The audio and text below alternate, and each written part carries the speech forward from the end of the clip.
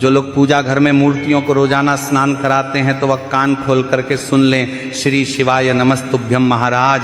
आज का यह विषय जितना गंभीर है उतना ही महत्वपूर्ण भी है, क्योंकि अक्सर हम भक्ति में कुछ ऐसे कार्य कर बैठते हैं जो हमें पुण्य के स्थान पर अनजाने में दोष की ओर ले जाते हैं। कई बार हमारी भक्ति बिल्कुल शुद्ध होती है, भावना बिल्कुल सच्ची होती है, लेकिन पूजा विधि में की गई एक छोटी सी भूल पूरे घर के वातावरण को प्रभावित कर देती है। इसीलिए महाराज आज इस वीडियो में हम पूजा घर और मंदिर से जुड़े उन सभी सवालों पर विस्तार से बात करेंगे जो लगभग हर भक्त के मन में कभी न कभी जरूर आते हैं।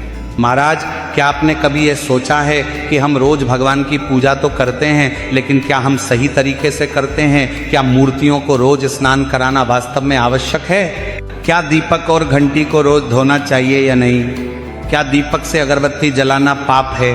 क्या एक ही कमरे में मंदिर रखना सही है? और यदि घर छोटा हो तो किन देवी देवताओं को विशेष रूप से सभी भक्तों को अपने पूजा मंदिर में जरूर रखना चाहिए? जानेंगे इस छोटी छोटी वीडियो के माध्यम से। लेकिन यदि आपको यह जानकारी उचित लगे तो वीडियो को लाइक करें, चैनल को सब्सक्राइब करें और कमेंट में यह जरूर बताएं कि आप ये वीडियो कहाँ से देख रहे हैं। तो महाराज, कई लोग तो डर के कारण पूजा करते हैं। उन्हें लगता है कि अगर पूजा में थोड़ी सी भी गलती हो गई तो भगवान नाराज हो जाएंगे। वहीं कई लोग ऐसे भी होते हैं जो बिना किसी नियम के पूजा करते हैं, क्योंकि उन्हें लगता है कि भगवान तो भावना देखते हैं। लेकिन महाराज, शास्त्र कहते हैं कि भावना के साथ साथ मर्यादा और विधि का भी विशेष महत्व होता है। ठीक उसी प्रकार जैसे माता पिता अपने बच्चे की भावना तो समझते हैं, लेकिन उन्हें अनुशासन भी सिखाते हैं। तो महाराज, सबसे पहले हम उस स्थिति की बात करते हैं जब आपका घर छोटा हो। मान लीजिए आपके पास केवल एक ही कमरा है, आप किराए के मकान में रहते हैं या किसी छोटे से फ्लैट में रहते हैं और उसी कमरे में आपको सोना भी है, खाना भी है और पूजा भी करनी है। तो ऐसे में सबसे बड़ा सवाल यही उठता है कि क्या एक ही कमरे में मंदिर रखना सही है या नहीं?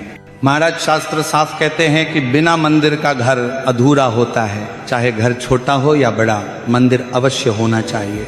यदि आपके पास एक ही कमरा है तब भी आप मंदिर रख सकते हैं। बस ध्यान ये रखना है कि मंदिर को हमेशा ऊंचाई पर रखें, फर्श पर कभी भी मंदिर न रखें। दीवार पर टंगा हुआ मंदिर हो या लकड़ी का छोटा सा मंदिर, वह हमेशा शुद्ध और स्वच्छ स्थान पर होना चाहिए। महाराज, यदि एक ही कमरा है तो मंदिर के सामने पर्दा अवश्य होना चाहिए। रात के समय जब आप सोने जाएं तो मंदिर का पर्दा धीरे से बंद कर दें।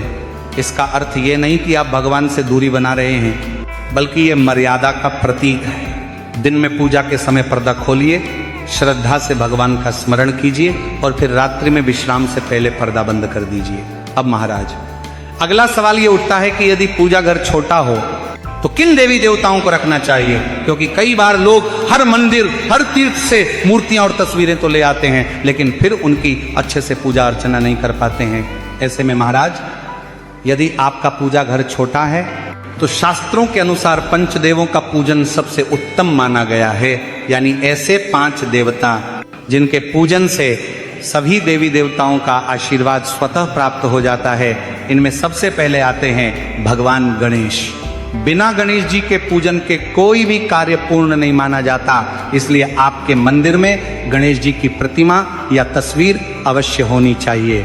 इसके बाद भगवान शिव महाराज शिव जी ऐसे देवता हैं जो शीघ्र प्रसन्न भी होते हैं और शीघ्र कृपा भी करते हैं। शिव जी को घर के मंदिर में रखना अत्यंत शुभ माना गया है, लेकिन विधि का ध्यान रखना बहुत आवश्यक है, जिसकी चर्चा हम आगे करेंगे। तीसरे हैं भगवान विष्णु। विष्णु जी पालन करता है, संसार का संतुलन इन्हीं के हाथों में है। विष्णु जी के पूजन से घर में स्थिरता, शांति और संतुलन बना रहता है। चौथे स्थान पर माता लक्ष्मी। भक्तों, माता लक्ष्मी केवल धन की देवी नहीं है, बल्कि सुख, समृद्धि और सौभाग्य की देवी है। माता लक्ष्मी का वास वहीं होता है जहां स्वच्छता और मर्यादा होती है। अब महाराज, 5वें स्थान पर आप या तो हनुमान जी को रख सकते हैं या सूर्य भगवान को। हनुमान जी को संकट मोचन कहा गया है। जो भक्त सच्चे मन से हनुमान जी का स्मरण करता है उसके जीवन से भय दूर हो जाता है। वहीं सूर्य देव जीवन की ऊर्जा हैं। यदि आप नियमित रूप से सूर्य देव को जल अर्पित करते हैं तो शरीर और मन दोनों में सकारात्मकता बनी रहती है। अब महाराज यदि आपका मंदिर छोटा है अब तो इन्हीं 5 देवताओं तक सीमित रहना ही सबसे अच्छा होता है। इससे आपकी पूजा भी सरल रहेगी और नियमित भी। अब महाराज एक बहुत ही महत्वपूर्ण विषय की ओर आते हैं जिस पर लोग अक्सर ध्यान नहीं देते। यदि आपके पूजा घर में कोई मूर्ति या तस्वीर खंडित हो गई हो, यानी टूट गई हो, चटक गई हो या फोटो फट गई हो, तो ऐसे में क्या करना चाहिए? तो महाराज शास्त्रों के अनुसार खंडित मूर्ति या फटी हुई तस्वीर को पूजा घर में रखना शुभ नहीं माना जाता। ऐसा इसलिए नहीं कि भगवान नाराज हो जाते हैं, बल्कि इसलिए कि खंडित वस्तु नकारात्मक ऊर्जा को आकर्षित करती है। इसलिए यदि आपके मंदिर में ऐसी कोई मूर्ति या तस्वीर है तो उसे तुरंत सम्मान पूर्वक हटा देना चाहिए, तुरंत। लेकिन महाराज इसे फेंकना नहीं है। भगवान की कोई भी प्रतिमा या तस्वीर कूड़े में नहीं फेंकी जाती। उसे किसी साफ लाल कपड़े में लपेटिए, श्रद्धा से प्रणाम कीजिए और फिर किसी बहते हुए जल में प्रवाहित कर दीजिए। यदि नदी पास न हो तो कुएं या तालाब का भी प्रयोग किया जा सकता है। बस ध्यान रखें कि यह कार्य श्रद्धा और शांति के साथ किया जाए। अब महाराज एक और आम गलती जो लोग करते हैं वह यह है कि जब भी वे किसी तीर्थ स्थल पर जाते हैं तो वहां से बहुत सारी मूर्तियां और तस्वीरें खरीद लाते हैं। उन्हें लगता है कि जितने अधिक भगवान होंगे उतनी अधिक कृपा होगी।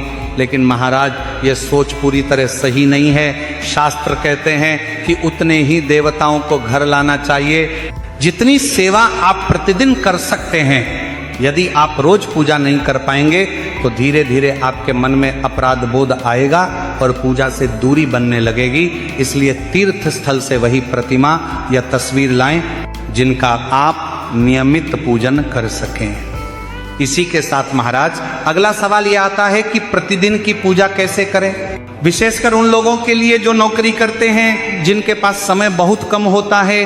क्या बिना लंबी पूजा के भी भगवान प्रसन्न हो सकते हैं? तो महाराज भगवान समय नहीं भावना देखते हैं। यदि आपके पास समय कम है तो भी आप बहुत सरल विधि से पूजा कर सकते हैं। प्रतिदिन सुबह उठकर सबसे पहले भगवान गणेश का स्मरण कीजिए। गणेश जी को थोड़ा सा जल अर्पित कीजिए, यानी कि जल का छींटा दीजिए।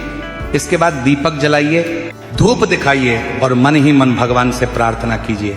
अब महाराज ये आवश्यक नहीं कि रोज लंबी आरती ही की जाए।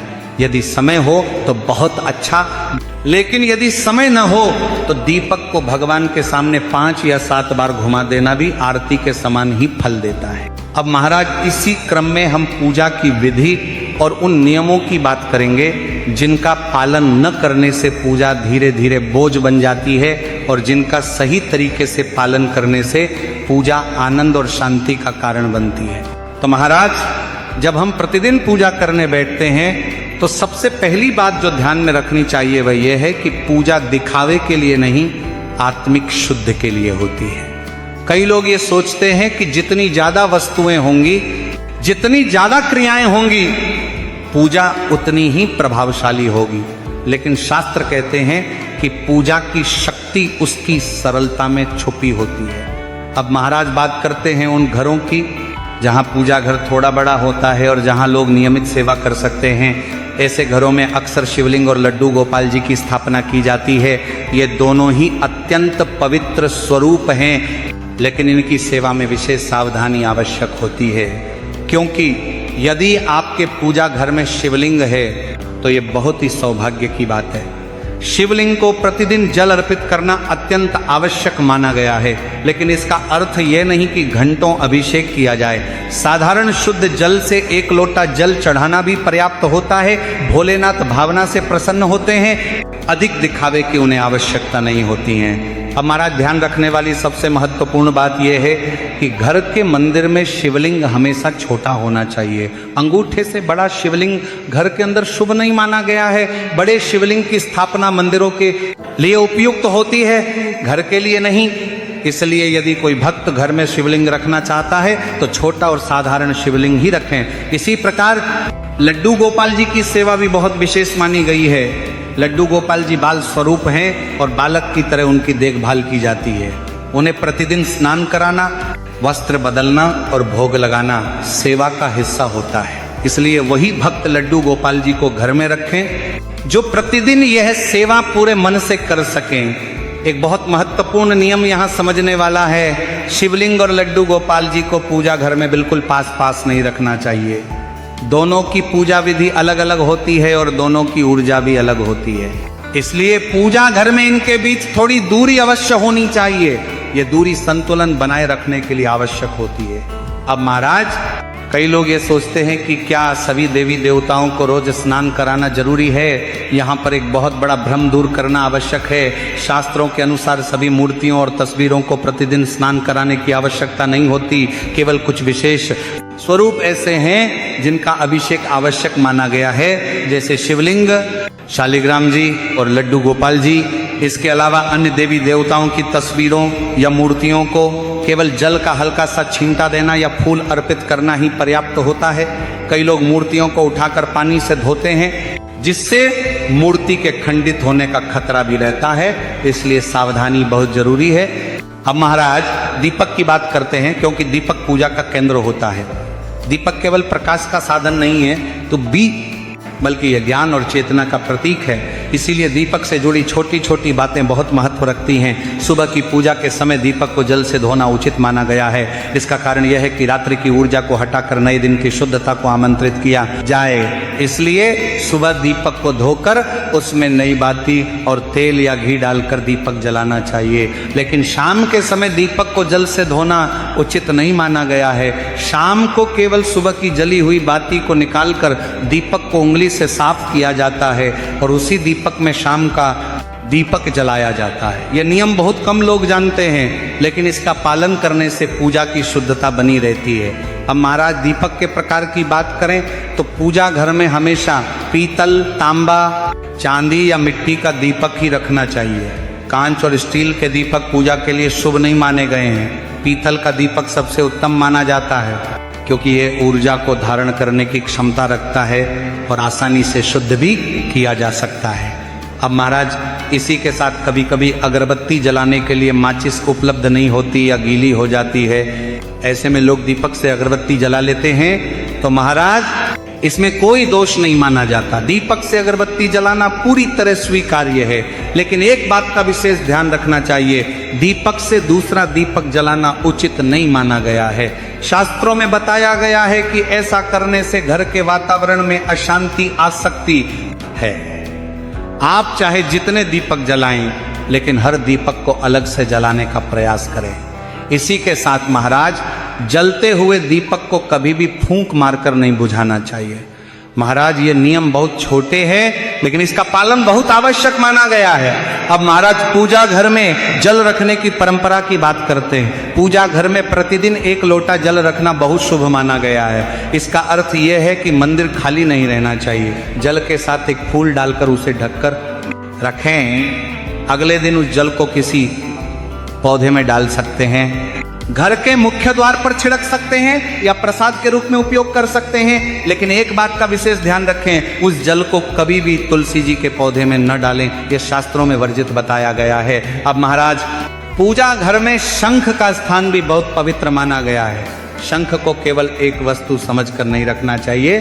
शास्त्रों में शंख को भगवान विष्णु का स्वरूप माना गया है। इसलिए यदि आपके पूजा घर में शंख है तो उसकी भी सेवा उतनी ही श्रद्धा से करनी चाहिए जितनी अन्य देवताओं की।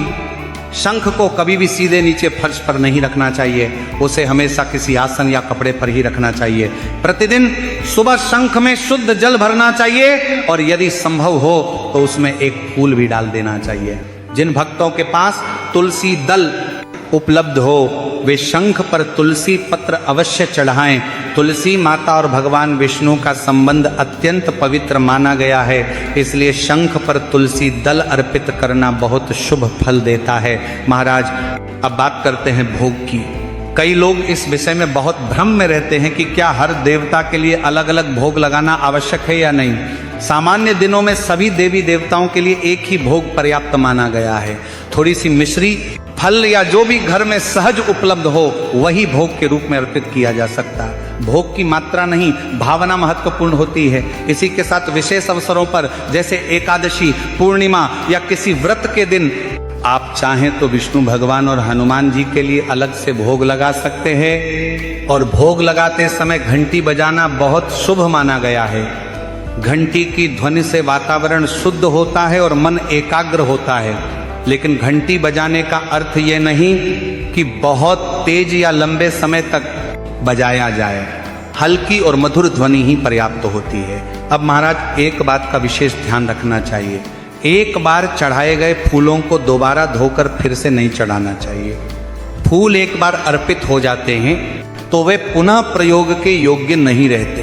हाँ, बेलपत्र को आप धोकर दोबारा अर्पित कर सकते हैं, यह विशेष रूप से शिव जी के पूजन में मान्य है। अब महाराज दीपक की बाती से जुड़ा एक और नियम जानना आवश्यक है।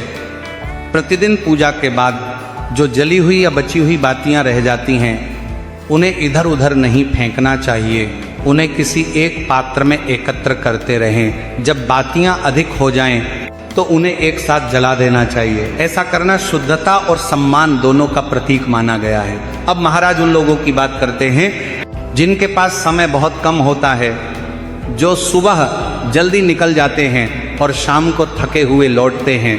ऐसे भक्तों के लिए पूजा को सरल रखना ही सबसे उत्तम मार्ग है। सुबह उठकर केवल दीपक जलाना, भगवान को प्रणाम करना और मन ही मन धन्यवाद कहना भी पर्याप्त होता है। लंबी विधियों में उलझकर यदि पूजा छूट जाए तो वह लाभ के बजाय मानसिक बोझ बन जाती है। अब महाराज एक महत्वपूर्ण विषय की ओर आते हैं, एक सत्य जो विशेषकर माताओं और बहनों से जुड़ा होता है। मासिक धर्म के समय पूजा के नियमों को लेकर बहुत भ्रम रहता है। शास्त्रों के अनुसार इन दिनों में पूजा पाठ और मंदिर के कार्यों से विराम लेना चाहिए। यदि घर में कोई अन्य सदस्य पूजा कर सकता है तो उनसे पूजा करवाई जा सकती है। यदि ऐसा संभव न हो तो इन दिनों में केवल नाम जप करना सबसे उत्तम माना गया है। भगवान का स्मरण मन से भी किया जा सकता है, इसमें कोई दोष नहीं होता। इन दिनों में स्वयं पर कोई मानसिक दबाव नहीं बनाना चाहिए। अब महाराज पूजा के बाद आरती की बात करते हैं। यदि आपके पास समय है तो आरती अवश्य करें। आरती करने से पूजा पूर्ण होती है और मन को संतोष मिलता है। लेकिन यदि समय का अभाव हो तो केवल दीपक को भगवान के सामने 5 या 7 बार घुमा देना भी पर्याप्त माना गया है। तो महाराज यदि आप इन छोटी छोटी बातों का ध्यान रखेंगे तो आपका पूजा घर केवल एक स्थान नहीं रहेगा, बल्कि वह ऊर्जा का केंद्र बन जाएगा। वहां बैठते ही मन शांत होगा, विचार स्थिर होंगे और जीवन में धीरे धीरे सकारात्मक परिवर्तन आने लगेंगे।